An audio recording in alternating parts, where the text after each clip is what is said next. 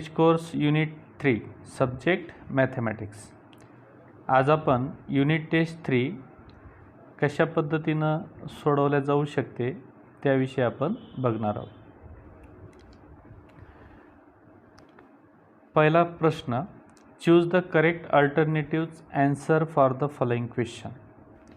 या प्रश्नासाठी आपल्याला 6 मार्क्स दिलेले आहेत। First question, which of the following is the set of natural number? which of the following is the set of natural number? आता natural नंबरचा set आपल्याला इथं ओळखायचा आहे। मग नॅचरल नंबर कोणकोणते असतात तर 1 2 3 अँड सो ऑन। मग 1 2 3 अँड सो ऑन अशा प्रकारचं सेट असलेला आपला नॅचरल नंबरचा ऑप्शन कोणता आहे तर option number B. This is our answer. Second question, if p is equals to 3, then find the value of the polynomial p square minus 9। आता पॉलिनॉमियल काय दिलेली आहे आपल्याला p square minus 9 दिलेली आहे आणि p ची व्हॅल्यू दिलेली आहे 3। आता ज्यावेळेस आपण या पॉलिनॉमियलमध्ये p ची व्हॅल्यू जर 3 सबस्टिट्यूट केली तर काय मिळेल आपल्याला 3 स्क्वेअर मायनस 9। म्हणजे आपण p ची व्हॅल्यू इथं 3 ठेवलेली आहे। p square means 3 square minus 9, 3 square 9 minus 9 that is equals to 0। म्हणजेच p स्क्वेअर मायनस 9 ची व्हॅल्यू जर p इज इक्वल्स टू 3 असेल तर आपल्याला 0 मिळेल। म्हणजेच आपला ऑप्शन नंबर सी हे आपलं काय झालं करेक्ट आन्सर झालं। Question number third, x plus y is equals to 4 is a linear equation in 2 variable and when x is equals to 2 then the value of y is।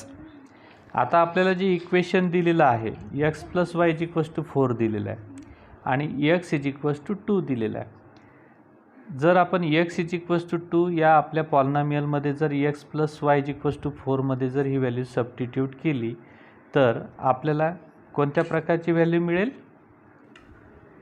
तर y is equals to 2 मिळेल। म्हणजे आपला correct option कोणता झाला option D झाला। Number 4 बघू आपण। Question number 4, if all pairs of adjacent sides of the quadrilaterals are congruent then it is called. All pairs adjacent side म्हणजे सर्वच्या सर्व लगतच्या बाजू ज्या क्वाड्रिलॅटरलच्या कॉन्ग्रुएंट्स असतात त्या क्वाड्रिलॅटरलला आपण काय म्हणणार। आता आपल्या इथं लक्षात येईल की रेक्टँगलच्या ॲडजसंट साईड कॉन्ग्रुएंट्स नसणार आहेत, ट्रॅपेजियमचेही नसणार आहेत, पॅरलोग्रामचेही नसणार आहेत। म्हणजेच आपलं करेक्ट ऑप्शन ऑप्शन डी म्हणजेच रोम्बस। रोम्बस हा अशा प्रकारचा क्वाड्रिलॅटरल आहे की ज्याच्या all sides are equal or congruent and therefore all pair of adjacent sides are congruent and such type of quadrilateral is rhombus. Then fifth question, how many lines are determined by 3 distinct point? 3 distinct point आपल्याला 3 वेगवेगळ्या प्रकारचे point दिलेले आहेत, point 1 point 2 point 3। आता या 3 पॉईंटमधून आपण किती line काढू शकतो कारण हे जे 3 पॉईंट आहेत हे आपल्याला 3 डिस्टिंक्ट पॉईंट दिलेले आहेत। मग ही एक लाईन, ही दुसरी लाईन आणि ही तिसरी लाईन, बरोबर आहे। 3 लाईन काढू शकतो परंतु ही कंडिशन केव्हा ज्यावेळेस आपले हे जे 3 पॉईंट्स आहेत हे कसे आहेत नॉन कोलिनियर। परंतु अशी पण कंडिशन असू शकते की ज्यावेळेस हे जे 3 पॉईंट्स आहेत हे कोलिनियर आहेत। Collinear means lies along a straight line आणि याच्यामधून जर आपण लाईन काढायचा प्रयत्न केला तर एकच लाईन आपल्याला काढता येते आणि म्हणून या प्रश्नाचं उत्तर आपल्याला काय करता येईल ऑप्शन 3 1 और 3। कारण कोलिनियर असेल तर आपण 1 लाईन काढू शकतो आणि जर नॉन कोलिनियर असतील तर 3 लाईन काढू शकतो आणि म्हणून आपलं करेक्ट ऑप्शन या ठिकाणी कोणतं येईल option C. Last question, question number 6, if 2 sides of a triangles are 5 centimetre and 1.5 centimetre the length of its third side cannot be। आता आपल्याला ट्रायंगलच्या दोन साईडचे मेजरमेंट दिलेले आहेत, 5 सेंटीमीटर आणि 1.5 सेंटीमीटर. तर आपली ट्रायंगलची जी तिसरी बाजू आहे तर ही 4 पैकी ती बाजू नसेल अशा प्रकारचं आपल्याला उत्तर शोधायचं आहे. आता याच्यात दोन कंडिशन आहे. या दोन गिवन साईडची जर आपण ॲडिशन केली ती या ठिकाणी येते 6.5. ॲडिशन केल्यानंतर 6.5 मिळाल्यानंतर आपली थर्ड साईड जी आहे ती 6.5 पेक्षा मोठी असली पाहिजे. आता या चारही ऑप्शनचा जर विचार केला तर याच्यामध्ये एकही आपला 6.5 पेक्षा जास्त ऑप्शन दिलेला नाही, म्हणजे याचा अर्थ 6.5 आपल्याला ॲप्लिकेबल नाही. आता दुसरी कंडिशन काय आहे की ज्या दोन साईड आपल्याला दिलेल्या आहेत तर त्या दोन साईडमधला आपण डिफरन्स काढू शकतो. मग आता 5 आणि 1.5 याच्यामध्ये जर डिफरन्स काढला आपण तर तो किती येतो, 3.5 येतो. आता 3.5 पेक्षा जर त्या ट्रायंगलची साईड कमी असेल तर तो ट्रायंगल तयार होणार नाही. मग आपल्याला 3.5 पेक्षा कमी असलेला ऑप्शन कोणता आहे, तर ऑप्शन डी आहे. कारण 3.7 मोठा आहे, 4.1 मोठा आहे, 3.8 सुद्धा मोठा आहे. म्हणजेच याचा अर्थ या ठिकाणी आपलं करेक्ट ऑप्शन आहे ऑप्शन. आता हे बघा, question number 2, solve the following sub question. आणि या प्रश्नासाठी आपल्याला किती मार्क्स दिलेले आहेत, 4 marks. First question, find the geometric mean of 2 and 8. 2 आणि 8चा आपल्याला काय करायचं आहे, जॉमेट्रिक मीन काढायचं आहे. तर पहा, सपोज द जॉमेट्रिक मीन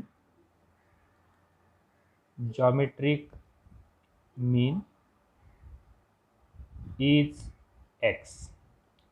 आता आपण जॉमेट्रिक मीन काय गृहीत धरलेलं आहे, x.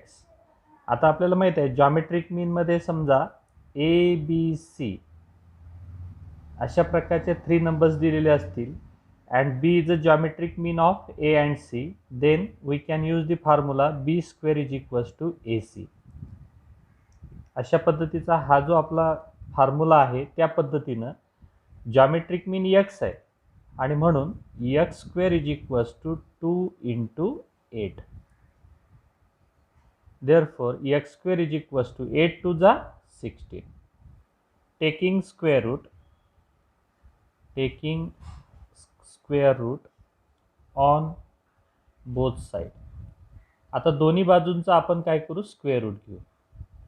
स्क्वेअर रूट घेतल्यानंतर काय मिळतं मग, x is equals to under root of 16, म्हणजेच x इज इक्वल्स टू 4.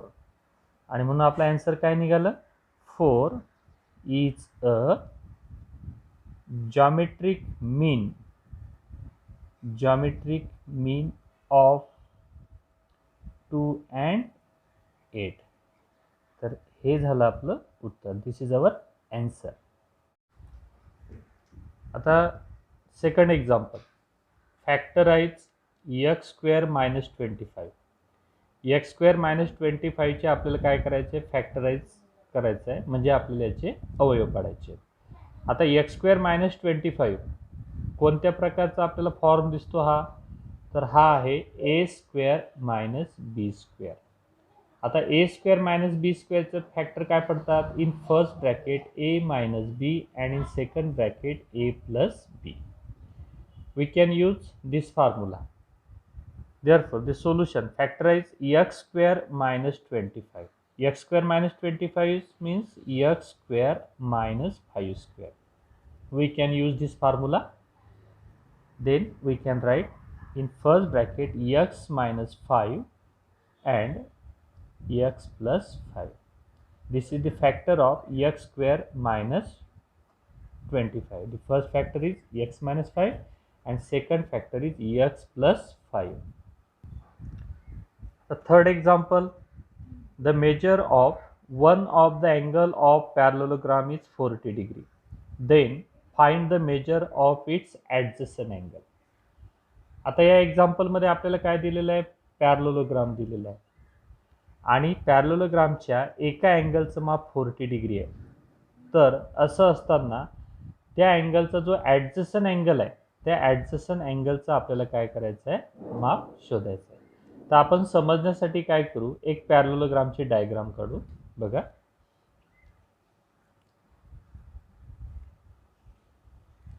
आता समजा या ठिकाणी ए बी सी डी हा आपला पॅरलोग्राम आहे. पॅरलोग्राम कशाला म्हणतो आपण? The quadrilateral whose opposite sides are parallel. Opposite sides are parallel. And in this case, in the quadrilateral ABCD, the side BC and side AD, these two sides are parallel, as well as the side AB and side DC is also parallel. Out of this four angle, one of the angle is 40 degree.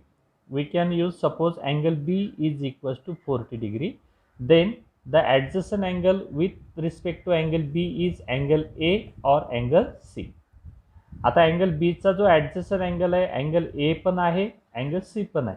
आपण कोणत्याही एका अँगलचं माप काढलं तरी चालेल, कारण A आणि C चं माप जर काढलं तर आपल्या लक्षात येईल की हे जे दोन अँगल आहेत हे अपोजिट अँगल आहेत आणि पॅरलोग्रामचे अपोजिट अँगल कसे असतात? कॉन्ग्रुएंट्स असतात. मग त्याच्यासाठी आपल्याला इथे कोणत्या प्रकारची प्रॉपर्टी वापरावं लागेल?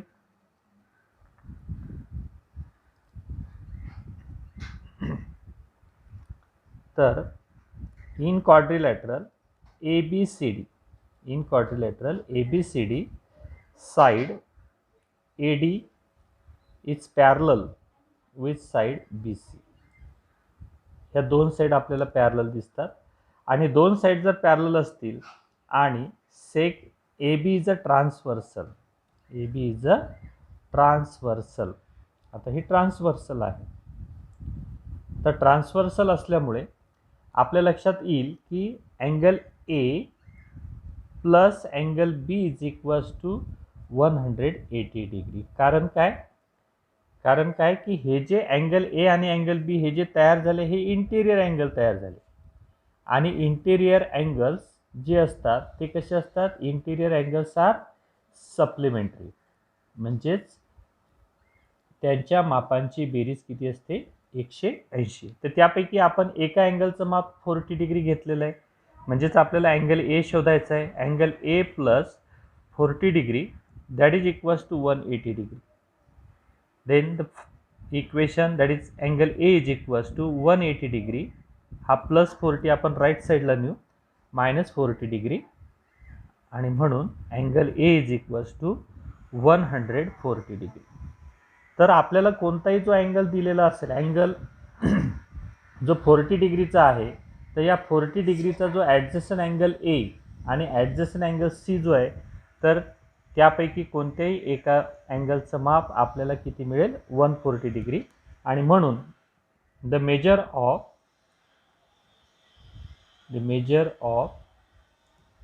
The adjacent angle is 140 degree. This is our answer. आता example number 4. In triangle PQR, if angle R is greater than angle Q, then which of the following statement is true? Which of the following statement is true? आता आपल्याला हे जे statement दिलेले आहे, तर त्यापैकी कोणत्या प्रकारचं स्टेटमेंट ट्रू आहे?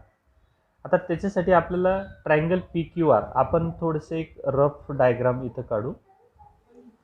This is the triangle PQR. या ट्रायंगलमध्ये जर बघितलं तर अँगल R आणि अँगल Q या दोघांचं आपल्याला इथं काय केलेलं आहे? कंपॅरिझन केलेली आहे.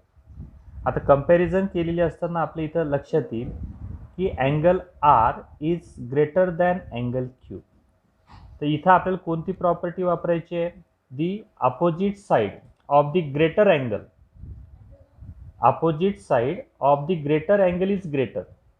म्हणजे मोठ्या कोनासमोरील बाजू मोठी असते आणि लहान कोनासमोरील बाजू लहान असते. मग मला इथं हे लक्षात घ्यायचं आहे की अँगल R ची अपोजिट साइड कोणती दिसते? Which is the opposite side of angle R? That is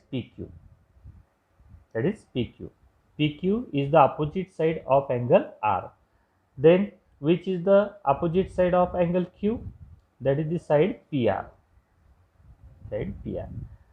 According to the property, PQ is greater than PR. म्हणजे PQ ही जी बाजू आहे ती PR पेक्षा मोठी आहे. मग PQ ही बाजू जर PR पेक्षा मोठी आहे तर आपल्या 4 पर्यायापैकी कोणतं उत्तर आपलं जुळतंय? तर आपला ऑप्शन बी. आणि म्हणून आपला ऑप्शन जो बी आहे, PQ is greater than PR, this statement is true. This statement is true, and this is our answer.